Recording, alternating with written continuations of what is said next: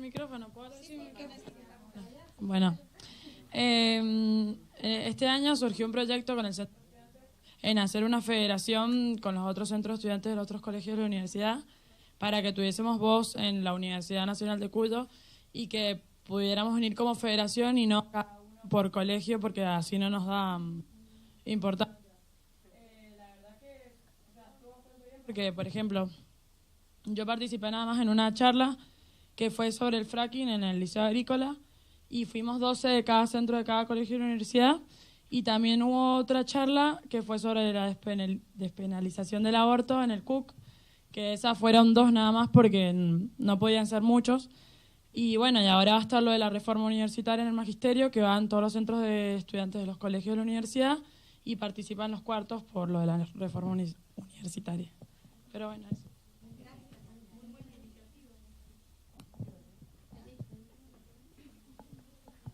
Hola, buenos días. Con respecto a la participación, digamos, y la representación de los colegios de la universidad, a mí me parece que un poco de lo que se habló de la reforma del 95, ¿sí? Que fue de qué manera la Facultad de Educación, en ese momento con otro nombre, consigue, digamos, tener la representación y convertirse en facultad, digamos, es lo que nos muestra que una vez que hay una identidad institucional, ¿sí? Y hay digamos, un trabajo, un esfuerzo por parte de docentes, directivos y los estudiantes, digamos, es factible cambiar la situación inicial, ¿sí? Empezaron siendo una escuela, un departamento, y finalmente se consigue la institucionalización de todos esos cambios. Entonces, la primera cosa es algo como para mirarlo optimistamente, ¿sí? Es factible que el siguiente reclamo, digamos, o la siguiente reforma del estatuto universitario vaya por ese lado.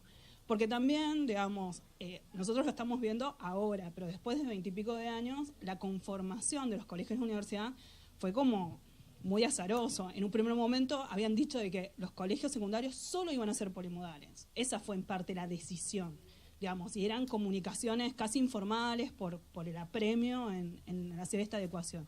Y la segunda cosa que me estoy enterando y me da mucha tristeza, digamos, cuando yo era consejera directiva y después pasé al superior, los colegios de la universidad tenían una federación de estudiantes. Los centros de estudiantes fueron los más participativos.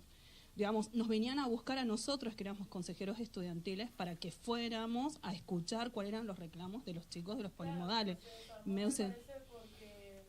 Es muy triste. Respetuosa rivalidad entre los colegios de la universidad, que era mejor uno que otro, y creo que por eso se desarmó la federación, pero este año logramos eso porque nos llevamos bien entre los centros estudiantes y logramos, más que todo para que sea un grupo más grande, y que si tenemos algún problema o alguna inquietud o algún proyecto más grande, poder ir a la universidad y que nos escuchen a todos en general. Y la otra cosa, digamos, que también, digamos, fueron instancias importantes en la reforma del 95 y en varias cuestiones, fueron la Federación Universitaria de Cuyo, en donde los colegios o los estudiantes de los colegios universitarios tienen que tener un lugar, en su momento lo tenían, y bueno, y las participaciones en las otras federaciones nacionales, digamos, en el 95, el movimiento que se hizo entre la Federación Universitaria Argentina, la FUA, en unión a CONADU, fue lo que ayudó, bueno, una de las cosas que te había contado en el conversatorio, que es modificar anteproyectos de leyes, ¿sí?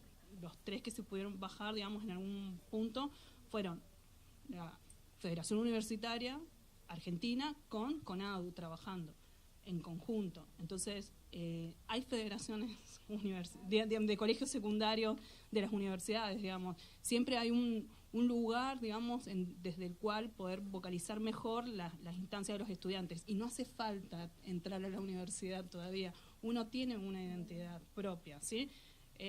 Son dinámicas. Y la otra cosa es, lo que más me ayudó en la formación fue involucrarme, discutir, generar documentos, sentarse a discutir con otra gente. Ese es un ejercicio que es lo que más me ayudó a crecer, ¿sí? Medio que da golpe, pero siempre ayuda. Entonces, digamos, siguiendo lo que decía Renzo, la participación es importante, es una manera de construir la ciudadanía desde uno, ¿sí?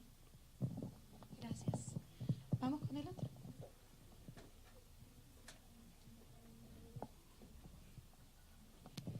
Bueno, buenas tardes a todos y a todas. Lo que a nosotros nos tocó fue el conversatorio de trayectorias estudiantiles y ciudadanía universitaria. En este conversatorio, que ya salió en algunas voces recién, justamente, hablamos de lo que es cómo se involucra el estudiante, digamos, siendo ciudadano universitario. Este espacio estuvo formado por preuniversitarios y por universitarios también, como estuvimos con los chicos de las escuelas, de la escuela secundaria, y fue muy valioso el aporte que se hizo de cada uno, porque se habló justamente de cómo se da esta trayectoria, de cómo hay recorridos diversos, digamos, en diferentes situaciones, diferentes realidades que viven los estudiantes, y darnos cuenta que son recorridos que atraviesan y que a veces no permiten ejercer la ciudadanía plena, digamos, la ciudadanía universitaria. Dando cuenta de las dificultades, digamos, de las trayectorias que se viven, como el hecho de, por ejemplo, roles de madre, padre, el hecho del trabajar y estudiar. Entonces, bueno, un poco los chicos también aportaban desde su lugar, cómo ellos viven el hecho de ser ciudadanos desde la secundaria, desde la escuela secundaria. Entonces, ese valiosísimo el aporte por el hecho de que sentirse parte de una institución hace que uno se involucre también desde ese espacio.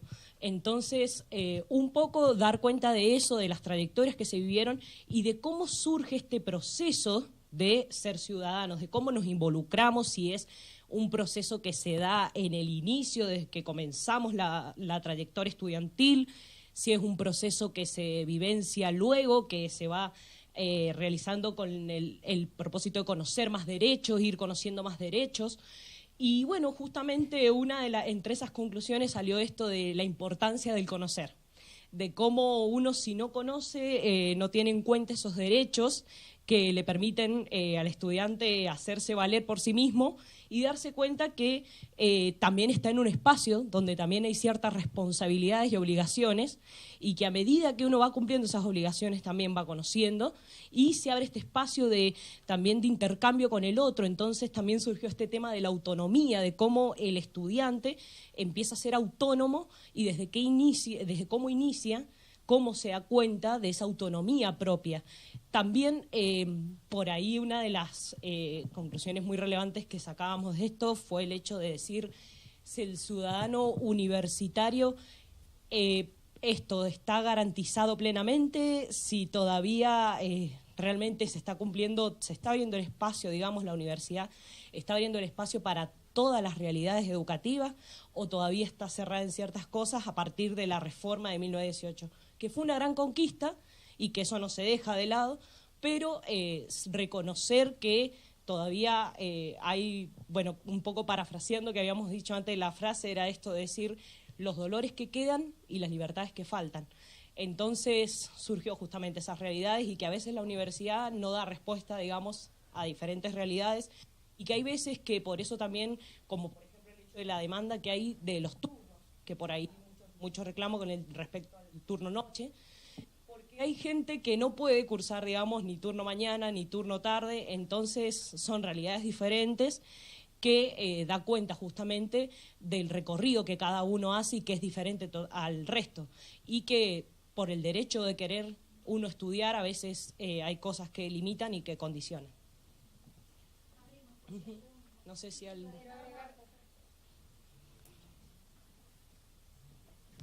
Hola, buenas. Yo también estuve participando con las chicas en el conversatorio. Primero agradecerles a las chicas que estuvieron coordinando esto, que lo hicieron muy bien. Y otra de las cosas que apareció, que me parece muy importante plantear acá, en esto de, bueno, del proceso, ¿no? Como un proceso que se va construyendo, esto de ser ciudadano universitario, que los inicios son muy difíciles, ¿sí? Que el cambio, el salto, no es fácil, que sí es importante conocer, pero que también la institución tiene que acompañar, ¿no? Una de las preguntas fue esto: ¿la institución acompaña para esta construcción del ciudadano universitario? Y en donde también es cierto que, cada uno desde su lugar va asumiendo cierto compromiso y responsabilidad. Una de las cosas que hicimos para este conversatorio fue hacerles pequeñas entrevistas a otros estudiantes en audio, y pasamos algunos fragmentos de esos audios. Y en uno de esos aparecía uno que decía esto de el sentirse parte de la institución, el ser ciudadano, es también ese compromiso y esa vinculación, la extensión plantea, ese compromiso social y esa responsabilidad social, ¿no? Y esto, esta participación que por ahí salió hace un rato de los otros conversatorios, esta participación en proyectos de extensión, ¿sí? Aparecía mucho como el sentirse parte, ¿no? El hacer, ¿sí? El hacer con el otro. Y después generar espacios, ¿sí? Al interior de cada uno de los grupos de estudiantes para ver qué necesidades hay y luchar por esos derechos, ¿no? Otra de las cosas que también apareció, que me pareció importante, es de los estudiantes que quedaron, ¿sí? En el camino, porque, a ver, por esto que decíamos para poder participar y ser un ciudadano pleno y activo es necesario el tiempo. Muchas veces ese tiempo no está, ¿sí? ¿Por qué? Porque hay muchos que por ahí la trayectoria es venir, cursar, rendir en la medida que pueden, porque tienen otras responsabilidades, trabajos, y eso no se puede hacer. Muchas veces quedan, en algunos casos, después aparecía también, una planteó esto de que no se sentía ciudadana, sino se sentía un extranjero de la universidad porque no daba respuestas, era una madre con hijos que trabajaba, que tenía la necesidad de estudiar, estaba haciendo mucho esfuerzo, pero se sentía limitada en esto. Entonces, de ahí surge esto de los dolores, ¿sí? Que todavía están, son las libertades que todavía tenemos que seguir. Digo, a ver, me siento parte también, si bien no soy estudiante de grado, pero sí, uno sigue estudiando, que también eso uno lo decía uno de los estudiantes, dar respuesta, ¿no? Esto que decía Marina hace un rato, bueno, el otro turno, pensar cómo estamos pensando en aquel estudiante que trabaja y estudia, que además tiene otras responsabilidades. Creo que es un desafío que nos compromete a dar respuesta, ¿no? Exacto, sí. Yo, la verdad que escuchaba y creo que hay que cambiar. Osado lo mío. Creo que los dolores que nos queden son los derechos que nos faltan, porque creo que también hay que cambiar la palabra, porque pareciera que la libertad la tenemos todos, y esto no es así. Parece que hubiera algunos que son más libres que otros. Aquellos que tienen la posibilidad tienen la libertad. Y esto no es una cuestión individual. Cuando planteamos los dolores en términos de derechos, estamos pensando en que hay alguien que es responsable, que es el Estado. Y es el Estado el que debe garantizar ese derecho, y es el que debe garantizar que quien sea una madre soltera y tenga un niñito y que no pueda venir a la facultad, es una forma de extranjería y tiene toda la autoridad para decirlo. Entonces, quizás hoy podamos hablar de los dolores que nos quedan, son los derechos que nos faltan. Las libertades, en términos de comienzos del siglo pasado, estaría bárbaro, pero a 100 años me parece que lo que hay que cambiar es el término, son los derechos. Sí, perdón, justamente con esto surgió esto, ¿no? De los que estamos acá, la responsabilidad que tenemos con los que no están, ¿no? Para que estén. Iba a agregar otra cosa que también salió muy importante, el hecho de que pensara la reforma de 1918, como uno de los estudiantes lo dijo, de pensarlo como un horizonte, en el hecho de que no se han conquistado todos esos derechos y principios que mantuvo la reforma. Entonces son justamente esas libertades que faltan y que se deberían seguir luchando, y fue muy valioso ese aporte por el hecho de que quede esa mirada de decir el compromiso social y la responsabilidad social con la que con la que deberíamos confrontarnos en nuestro ejercicio como ciudadanos universitarios. Bueno, un poco tomando lo que habíamos pensado inicialmente cuando pensamos estos conversatorios, estaba la voz de Boaventura Sousa Santos, y que también fue invitado en la conferencia del CRES la semana pasada en la Universidad de Córdoba. Él hace un llamamiento a un proceso de refundar la universidad. Y creo que ese es un llamamiento sentido. Creo que nos merecemos refundar la universidad, tal vez con todas estas situaciones de lo que hoy somos. La universidad de hace 100 años era una universidad elitista y dice que por eso también hoy podemos hablar de una crisis de legitimidad de la universidad, porque quedó reducido a un sector, que fueron y que son los que pueden tener la acreditación de títulos, quedando miles de gente fuera. La universidad también hoy vive una crisis de institucionalidad, en el sentido que la institución tal cual como fue pensada hace 100 años no responde a los requerimientos cuando solamente se espera certificaciones que acrediten en el mercado laboral. Y la universidad pierde legitimidad cuando justamente no puede garantizar el acceso a todos.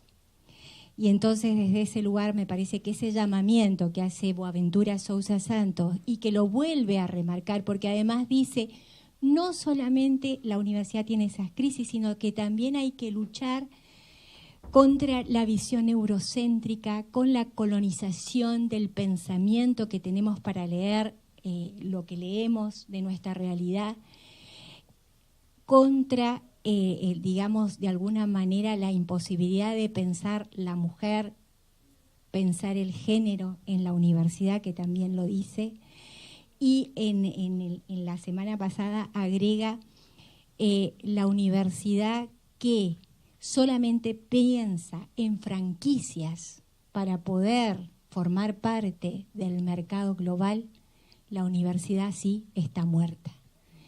Entonces me parece que hay voces y recoger todas esas voces es nuestra posibilidad de pensarnos. Él habla de la ecología de saberes y la ecología de saberes justamente son los saberes de los estudiantes, los saberes del obrero, los saberes del campesino, el del que tiene el poder, el del que no lo tiene, el de la mujer, del hombre, la posibilidad de incorporar todas esas voces. Y eso implica pensarnos con los otros y no pensando qué vamos a hacer con los otros. Y entonces creo que ese es otro desafío para poder pensar, refundar la universidad y poder pensar que tal vez tengamos que pensar otra reforma con otras características, ¿no? No sé si hay alguna otra palabra. Quiero poner en valor este encuentro del Departamento de Ciencias de la Educación y Formación Docente, porque no creo equivocarme, la universidad no ha hecho una convocatoria de todas sus unidades académicas e institutos para escuchar las distintas voces con respecto a la reforma universitaria. Entonces, poner en valor lo que hizo este departamento en esta amplia convocatoria, y además me parece muy importante en este último diagrama, los dolores que quedan son, a decir de Claudia, los derechos que faltan. Y ese me parece que es uno de los grandes temas, el compatibilizar el trabajo y el estudio. Porque si no queremos hablar de un turno noche, sí tendríamos que hablar de franjas horarias en la universidad. Y ese me parece que es un gran desafío que tenemos como institución y el gran desafío que tenemos también los docentes. Porque, y a lo mejor seré no muy académica en decirlo, pero parte de esa responsabilidad de no poder construir la franja horaria la tenemos los docentes, somos responsables. Entonces, este derecho a que un estudiante pueda trabajar, porque en realidad hablamos del ingreso irrestricto, nuestro ingreso a la Universidad Nacional de Cuyo es restrictivo, y no hablamos de inclusión.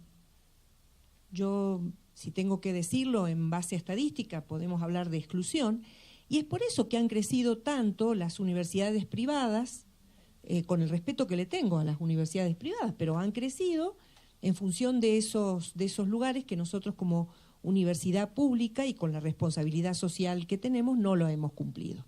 Entonces me parece que ese punto de trabajo y estudio es el principal desafío que tiene nuestra universidad, no, ya ni digo de cara al futuro, hoy, porque si hoy miramos cómo nuestro contexto nacional y lo que nos depara en el corto plazo, hoy necesitamos compatibilizar trabajo y estudio. Bueno, entonces simplemente agradecer a quienes han participado, a quienes han puesto aquí sus tiempos, sus trabajos, a quienes han venido para escuchar, para seguir reflexionando sobre lo que la universidad en general, la Universidad Argentina, la Universidad Latinoamericana y específicamente la Universidad Nacional de Cuyo tiene como desafíos para ir mejorando progresivamente. Con todo lo que implican en una mirada amplia. Bueno, muchas gracias.